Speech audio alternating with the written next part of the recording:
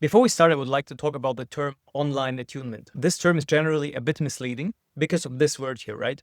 It's important to first understand and make clear that there is no such thing as online Reiki. This is something that I believe everyone is aware of. Reiki does not run on Wi-Fi or on internet cables or through the screen. There are some cases where the screen can help the receiver, because some people, if they see hands pointing at them through the screen, helps them to surrender or get into a particular state of mind that supports the process. But that is a psychological effect, right? So when we speak of online Reiki, we actually mean distant Reiki, and distant Reiki has nothing to do with the internet, but on the principles of non-duality.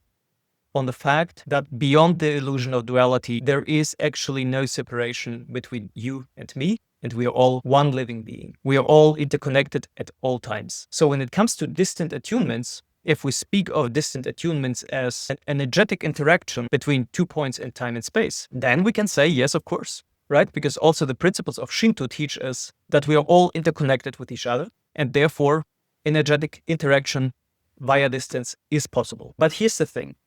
Is that the point? Is this what an attunement means to you personally? Is it really just about the energetic interaction? What does attunement or being attuned mean to you personally? Is it all just about the energy transfer? Is it a sacred ceremony? Or is it the whole process that you need to undergo in order to get your Reiki certification? These are three very different things. So when somebody asks, is it possible to give distant attunements? Then maybe the right answer would be, well, it depends on what attunement means to you. Let's explore this question more deeply by going back to the roots. What's the original idea of attunement? The original name of attunement is Reiju. Rei is spiritual or sacred, and Ju is the blessing. So Reiju is the spiritual blessing. And in Japan, back then, when the Shihans gave the spiritual blessing to you, this wasn't really about the energy transfer, but it was a moment of deep connection between the Shihan and the student. In that moment, the student surrenders himself or herself to the flow of Reiki and sets the intent of receiving this spiritual blessing and opening himself or herself to the great bright light. Or in Japanese, great bright light, in Japanese, Daikomyo. This is when the Shihan shares a deep moment of Anshin Ritsume, the state of inner peace, with the student. And in this moment of inner peace and stillness, the student gets in a direct touch with his or her kami nature, and again, recognizing their daikomyo, their great bright light. Now, can this be done remotely? Well, you tell me, can you? Traditionally, the answer would be no, but this also has a lot to do with the mindset and culture and attitude connected to this process. Let me explain why. There are certain elements or parts that are integrated in this whole ceremony that cannot really be separated from that spiritual blessing. And that is the whole attitude between Shihan and student. Showing up in person stands for the discipline and the commitment to this path. The respect and this personal connection to the Shihan was also an important element of that, right? And if you value these things, if you value these elements, then the physical touch that you then receive from your Shihan in the moment of the blessing is something that has a much deeper impact on you than an imaginary touch through the screen. Or at least for some of us, right? But there are also people out there who can receive or transmit this level of empowerment through the screen. And who is to judge their way of doing it? Non-traditionally, specifically here in the West, we now have distant attunements. So let's look at the same question here again. Can an attunement be done remotely? Well, yes, in theory, but it will not carry these elements here. Does it matter? It depends. Does it matter for you as a receiver? Does it matter for you as a teacher? Will it work for you as the receiver of the attunement?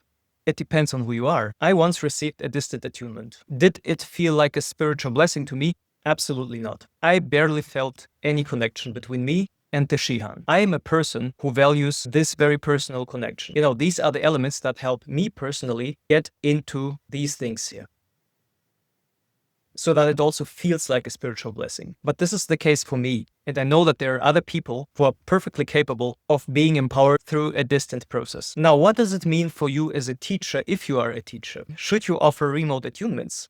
Well, what do you think? If it feels like a spiritual blessing to you, then maybe.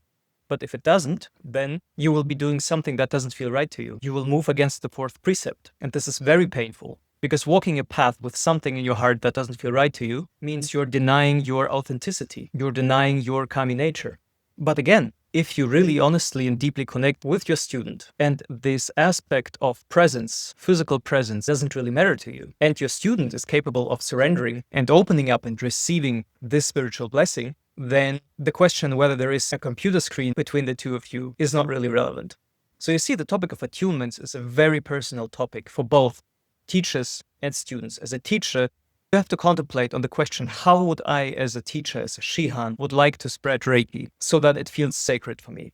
And as a student, likewise, you have to ask, how would I like to begin my journey so that it feels sacred and meaningful to me? Because this sacredness is what then gives the empowerment to you, right? Another word for attunement is also empowerment. And an attunement that feels shallow and empty, simply because it just follows a procedure but without any kind of spiritual intimacy, spiritual depth, is not really empowering. And before I conclude this video, I also want to remind everyone that an attunement, so the spiritual blessing, does not replace Reiki teachings, right? So if you attune somebody, or if you get attuned, it doesn't automatically mean that the person then fully understands how to practice Reiki, how ki flows through the body-mind system, how and where we put our hands and why, how to talk to the client, how to do Byosun Reikanho, how to perform the Keiko massage, how to encourage people with your words, what the Gokai actually means and how to live it. The attunement is just a moment, right? The Reiki teachings is a whole different thing. So can we do Reiki teachings online? Well, the theory, yes, you have seen it in this course, in this mini course. So you maybe also have learned one or two things from it. And that's proof that you absolutely can teach Reiki online. But it's just the theory. Things that I cannot give you in this course is the hands-on practice, right? In our retreats on Madeira, we don't just go through the theory, but our students also receive clients. They put their hands on them. They practice Byosen Reikanho, practice the Keiko massage. My partner and I, we're helping them, we're assisting them, we help them understand the precepts, we correct the posture in Hatsureho, we answer their questions that come up,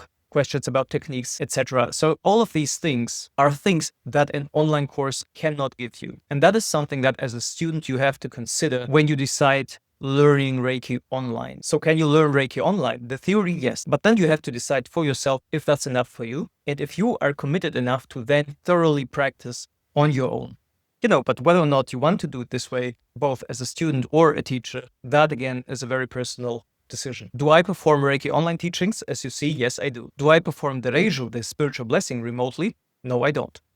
Will it change one day? Maybe it will. I can't tell yet. But I can tell that I will never perform them if I don't have an 100% good feeling about it. I hope this gave you some food for thought. And if this triggered any other questions or thoughts on your side, then I invite you to speak out. Have a wonderful day and see you in the next one. Bye-bye.